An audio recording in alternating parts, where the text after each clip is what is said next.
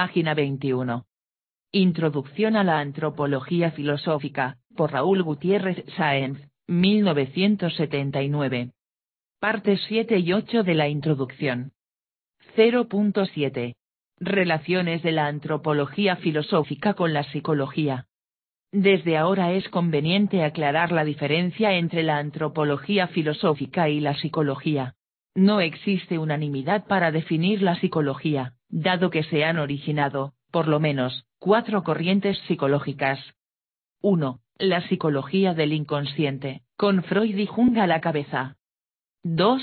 La psicología conductista, con Skinner como principal representante. 3. La psicología humanista, con Maslow y Rogers en primer lugar. 4. La psicología transpersonal, con Tart y otros, en un plan todavía incipiente. En las 4 corrientes se advierte algo en común. 1. Estudian la conducta humana, sea con insistencia en su manifestación puramente externa, sea en su significado personal, singular e inmanifiesto a primera vista. 2.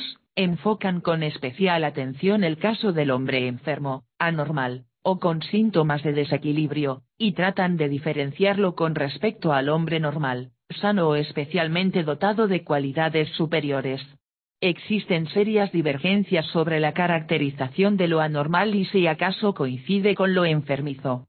La insistencia en el estudio del hombre sano, más que del enfermo, es típica en la corriente de la psicología humanista. 3. Intentan una explicación de la conducta humana a base de ciertas características, cualidades o fenómenos, que han provocado serias discusiones y disensiones en la disciplina psicológica, originando así las 4 corrientes anteriormente enunciadas. Así, por ejemplo, la psicología conductista establece relaciones entre estímulos y respuestas, ambos en el nivel empírico y constatable. Acepta la influencia del caudal genético y de los antecedentes históricos, pero rechaza cualquier otro tipo de explicación acerca de la conducta humana que requiera la postulación de entes espirituales, internos o inconscientes. La psicología del inconsciente, por el contrario, pretende una explicación de la conducta humana, gracias a la influencia, a veces determinante, por parte de esa instancia, para muchos misteriosa, a priorística y carente de validez científica, que sea punto centrado llamado el inconsciente. La psicología humanista postula un núcleo self, de valor positivo, que, gracias a su natural expansividad y espontánea actividad, produce y explica la conducta normal, sana y creativa, del ser humano. La psicología transpersonal postula una entidad superior al hombre, el yo cósmico, en el cual se invíscera cada persona, y de la cual procede la energía y la sana orientación en la conducta del ser humano. Por mi parte pienso que las 4 corrientes aciertan en lo que afirman, pero yerran en lo que niegan cuando se oponen a las otras corrientes paralelas. Me parece posible una conjunción de las explicaciones proporcionadas por esas 4 corrientes. Pienso que no son del todo excluyentes unas con otras, sino que se complementan y que haría falta un esfuerzo intelectual de síntesis para explicitar la unidad que subyace en las diversas aportaciones de todos los psicólogos. Asentado lo anterior, podemos inferir las semejanzas y diferencias entre la psicología y la antropología filosófica.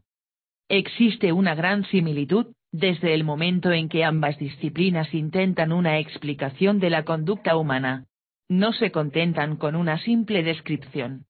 Sin embargo, las relaciones descubiertas son diferentes en cada ciencia, y de aquí su objeto formal característico. En el caso de la psicología conductista, esta dará su permanencia en un nivel empírico y su rechazo de cualquier otro nivel. Los 3 tipos de psicología restantes se asemejan bastante a la antropología filosófica desde el momento en que postulan un ente que ya no está en el nivel empírico de los fenómenos explicados. Ese ente es, respectivamente, el inconsciente, el self y el yo cósmico. Repito que es posible establecer una congruencia y armonía en esos 3 tipos de explicaciones. Aquí es donde puede empezar a aclararse la relación con la antropología filosófica. A esta disciplina le interesa el estudio de las condiciones de posibilidad del fenómeno humano. Por lo tanto, su nivel es más abstracto y general que el de la psicología, dado que establece los criterios para juzgar si acaso una explicación de la conducta humana en función del inconsciente, del self o del yo, es satisfactoria. En otros términos, a la antropología filosófica le compete proporcionar aquellos fundamentos en los cuales se puede erigir un conocimiento científico del hombre y de su conducta. Se puede explicar lo mismo con otros términos, mientras que la ciencia psicológica establece relaciones observables a través de la comparación o verificación de diversas conductas humanas. A la antropología filosófica le corresponde establecer las características que deben poseer esas relaciones para que satisfagan a una auténtica explicación científica. La antropología filosófica, en este sentido, es una metaciencia, cuyo nivel de abstracción puede considerarse en el siguiente esquema. Filosofía, condiciones requeridas en los entes que explican el fenómeno humano. Ciencia, entes que explican el fenómeno humano, el self, el yo, el inconsciente. Hechos, datos captados como fenómeno humano, descripción de conductas, hechos, síntomas. Gracias al esquema anterior, podemos explicitar estas diferencias. A la ciencia psicológica le interesa una explicación de facto, mientras que a la filosofía le interesa una explicación de jure. Esto significa que la filosofía establece las condiciones requeridas para que la explicación de facto sea aceptable. 2. A la ciencia psicológica le interesa una verificación de tipo experimental. En cambio, a la filosofía no solo no le interesa tal tipo de verificación, sino que sería contradictorio intentarla, pues se caería en un círculo vicioso. Y es que las explicaciones verificables requieren llenar ciertas condiciones para que sean válidas. Esas condiciones quedan explicitadas en la antropología filosófica, su origen es extraexperimental y sirven para fundamentar las explicaciones sobre los fenómenos. Pretender comprobarlas experimentalmente sería equivalente a pretender apoyar los cimientos en las paredes.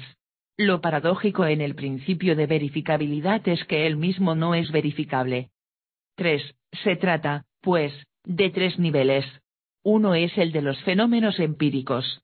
Otro es el de las relaciones que unen a esos fenómenos, y otro es el de las condiciones requeridas en esas relaciones para que efectivamente produzcan explicaciones satisfactorias.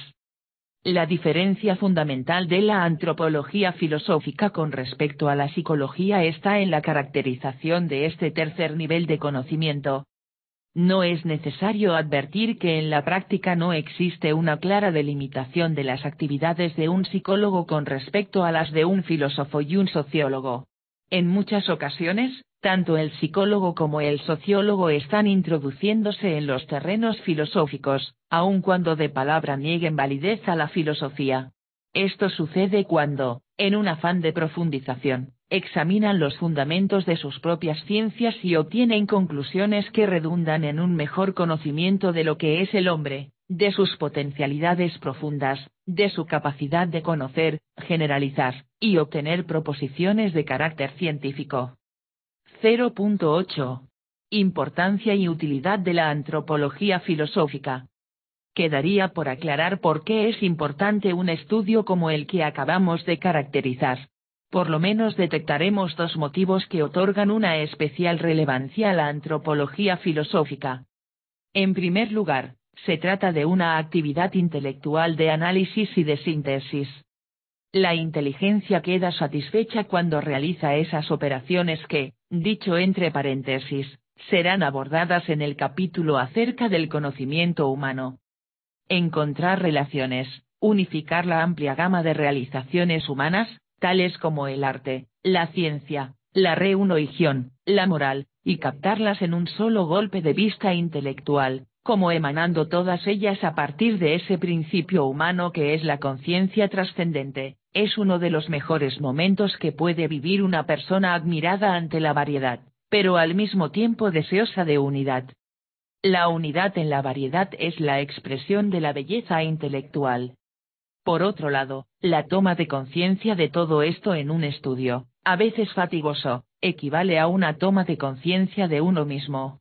Dar relevancia a la conciencia como condición de posibilidad de todo fenómeno humano es lo mismo que descubrir, tal vez por primerísima ocasión, el inmenso tesoro de potencialidad que poseemos para conocer, valorizar, ser libre y comunicarse con los demás seres humanos. Página 29. Fin de la introducción. ¿Qué es la antropología filosófica?